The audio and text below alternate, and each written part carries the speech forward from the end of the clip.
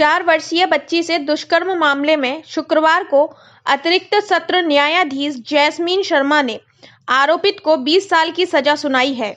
इससे पूर्व गुरुवार को अदालत ने आरोपी को दोषी करार दिया था और फैसला सुरक्षित रखा गया था।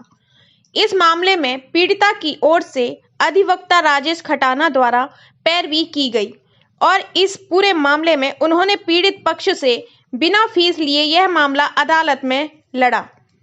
राजेश खटाना ने कहा कि आज सच्चाई की जीत हुई है, क्योंकि पिछले 4 वर्ष पहले आरोपी द्वारा बच्ची के साथ जो दरिंदगी की गई थी, उससे इंसानियत भी शर्मसार हो गई थी।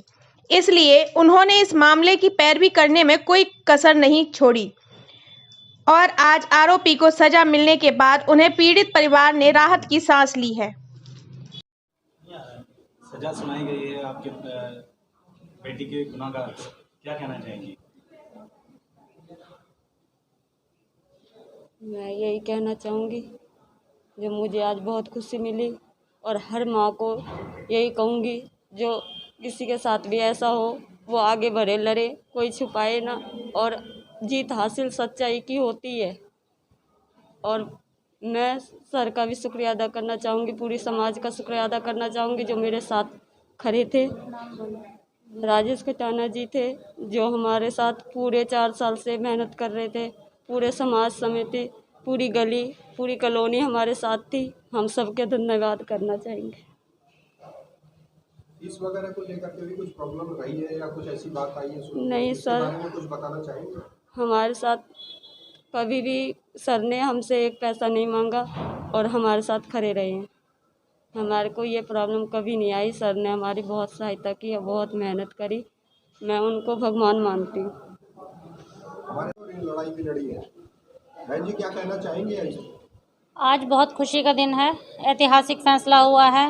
मैडम जैस्मीन शर्मा जी ने और भाई राजेश खटाना जी ने जो लड़के को जो सज़ा हुई है, उसके लिए हम बहुत बहुत शुक्रिया अदा करना चाहते हैं भाई राजेश खटाना जी का, जिन्होंने बिना फीस लिए और पूरी मेहनत से इस केस पर काम किया और उस लड़के को सज़ा दिलवाई। जिस भी किसी के साथ इस तरीके की कोई हरकत होती है तो उनको इसके खिलाफ आवाज़ उठानी चाहिए, दबानी नहीं चाहिए। अगर हम ऐसा नहीं करेंगे तो महिलाओं के साथ नित्य क्रम ही इस तरीके के दुष्कर्म होते रहेंगे और हम अपनी आवाज़ को अगर दबा लेंगे तो हमें इंसाफ नहीं मिल पाएगा। तो मैं भाई राजेश खटाना जी को बहुत बहुत शुक्रिया अदा करना चाहती हूँ जो उन्होंने इस गरीब की मदद की और इसकी बिना फीस इसका केस लड़ा। और हम ये चाहते हैं कि हमारा भाई राजेश खटाना आगे निरंतर तरक्की करे और खुश रहे। आप इसमें महिलाओं के लिए क्या मैसेज देना चाहती हैं? मैं महिलाओं को ये मैसेज देना चाहती हूँ कि अगर किसी भी महिला के साथ कुछ गलत होता है, उनको ऐसा लगता है कि हमारे साथ कुछ गलत हो रहा है, किसी महिला के साथ, किसी छोटे बच्चे के साथ, अड़ोस पड़ोस में आप देखते हैं किसी के साथ घरेलू हिंसा हो रही है या किसी बच्ची के साथ कुछ दुष्कर्म हो रहा है, तो महिलाओं को उसके खिलाफ मिलकर आवाज़ उठानी चाहिए। जो दुष्कर्म हुआ है लगभग 4 वर्ष पूर्व एक 4 वर्ष की बच्ची के साथ दुष्कर्म हुआ था, जिसका फैसला आज आया। बहुत खुशी हो रही है मन को, फैसला आया। लेकिन एक दुख भी है कि इस फैसले को आने में 4 वर्ष लग गए। 4 वर्ष का टाइम बहुत लंबा पीरियड है।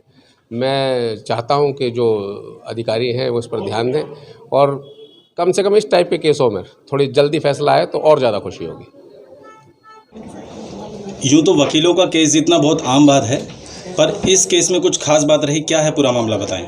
देखिए, इस केस में खास बात ये रही कि जिस बच्ची के साथ ये घटना हुई उसकी उम्र बहुत कम है। कोई भी साधारण आदमी जो मानसिक रूप से स्वस्थ है, अगर 3 साल 8 महीने की बच्ची के साथ इस तरह के वैसीपन होता देखेगा तो उसके मेरा मानना है कि रोंगटे खड़े हो जाएंगे और उसकी आंखों में आंसू से भर आएगा। ऐसे ही जब 11/8/2018 को ये घटना हुई तो शहर के जिन लोगों को पता लगा, सभी की आंखों में आंसू थे कि इस तरह की घटना हमारे फरीदाबाद की एक छोटी सी बच्ची के साथ हुई है। तो सभी ने उसको न्याय दिलाने के लिए ज़िले के सामाजिक संगठनों के सभी लोग एक साथ इकट्ठे हुए और सभी ने न्याय दिलाने के लिए उसकी लड़ाई लड़ी और उस परिवार को ताकत दी कि आप डरें नहीं, आप किसी तरीके का प्रेशर ना माने, क्योंकि उन्होंने जो आरोपी हैं उन्होंने उनके ऊपर समझौते का दबाव बनाने की कोशिश की थी, लेकिन समाज के लोग और समाज उनके साथ खड़ा रहा और उसका ही परिणाम यह है कि आज उसको 20 साल की जो कठोर कारावास की सज़ा मिली है, तो उस बच्ची को कहीं ना कहीं सही मायनों में आज न्याय मिला है और बाकी समाज में एक संदेश देने की कोर्ट ने कोशिश की है कि ऐसे क्राइम कम हो, तो इसलिए अच्छी सज़ा सुनाई है।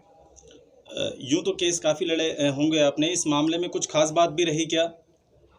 देखिए, इस केस में जो बच्ची का परिवार है बहुत गरीब परिवार है। उसके फादर रिक्शा चलाते हैं, माँ किसी कंपनी में जॉब करती है, एक छोटी सी नौकरी करके अपने परिवार का पालन पोषण करते हैं। मोस्टली हम लोग जो केस लड़ते हैं तो जो हमारी फ़ीस बनती है, फ़ीस लेने के बाद लड़ते हैं, लेकिन इस केस में हमने निश्चय लिया कि छोटी बच्ची है, इससे एक भी रुपया फ़ीस का मैं वसूल नहीं करूँगा, फ्री ऑफ कॉस्ट इसका केस लड़ेंगे। और आज तक इसका केस 2018 से लेकर 2022 आज जो फैसला आया है, हमने इसका केस फ्री लड़ा है और आज उस केस में हमें सफलता मिली है, तो मेरे लिए कहीं ना कहीं, मेरे साथियों के लिए, हमारे लिए गर्व की और खुशी की बात है। ये केस यदि और आगे तक जाता तो इसके बारे में आपकी क्या राय है? आगे इसमें कैसे लड़ाई लड़ेंगे? देखिए, ये केस अगर आगे जाता है, वो अपील करेंगे, हाई कोर्ट में करें या सुप्रीम कोर्ट में करें, या आगे बाद हाई कोर्ट जाएगी, उसके बाद सुप्रीम कोर्ट जाने का प्रावधान है।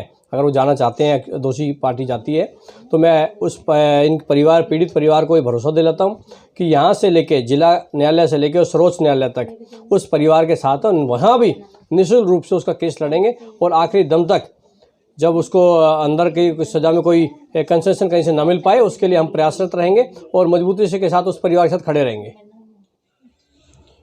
एक आपकी बार के भी बधाई का पात्र सुनने में आ रहा है। नहीं, मैंने के लोकल वकीलों ने, किसी ने भी उसका नहीं, मैंने पहले भी उनको बधाई दी है। अपने वकील साथियों को मैं जिला बार एसोसिएशन फरीदाबाद के प्रधान, तत्कालीन प्रधान और साथियों का धन्यवाद करता हूं कि जिन्होंने इस दरिंदे का केस लड़ने से मना किया और उनको दिल्ली से वकील हायर करके बुलाना पड़ा कि यहाँ के सभी वकील साथियों ने कहा कि हम ऐसे दरिंदे का केस नहीं लड़ेंगे। तो ये बधाई के पात्र है मेरे वकील साथी। कहीं ना कहीं उन्होंने इस बच्ची को न्याय दिलाने में किसी न किसी रूप में अपना जो सहयोग दिया, उनके लिए उनके हम आभारी हैं। पुलिस प्रशासन के, सामाजिक लोगों के, समाज के हम आभारी हैं कि उन लोगों ने इस लड़ाई में हमारे साथ दिया।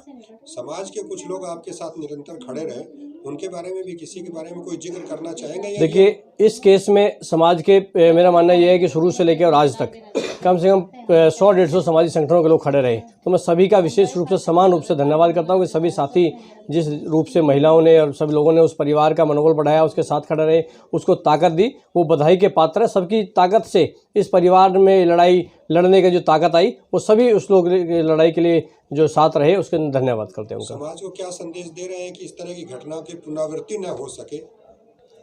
मेरा मानना यही है कि अगर किसी के भी आसपास, भगवान ना करे, ऐसी कोई घटना घटती है, तो समाज के लोगों को बिना किसी जाति, धर्म और सारे मतभेदों से ऊपर उठ के, मजहब, जाति, धर्म, कास्ट, रंग, भेद, लिंग, सबसे अलग हट के समाज के लोगों को उसके साथ खड़ा होना चाहिए। उस परिवार को धन, बल, ताकत, साथ जो आपका बनता है उसे उसका सहयोग देना चाहिए, ताकि समाज में इस तरह की घटनाएं ना आए। जो भी पीड़िता है, जो भी उनका परिवार है, वो अपने आप को ऐसे समय में असहज और अकेला महसूस ना करें। तो ये हमारे सबकी का नैतिक दायित्व बनता है कि जो भी समाज में अगर किसी के साथ ऐसी घटना होती है, हम उसके साथ खड़े रहें, ताकि समाज में कोई वैसी इस तरह की घटना को दोबारा से करने की कोशिश ना करें। आपका बहुत बहुत धन्यवाद और बहुत बहुत शुभकामनाएं। Thank you so much. Thank you so much.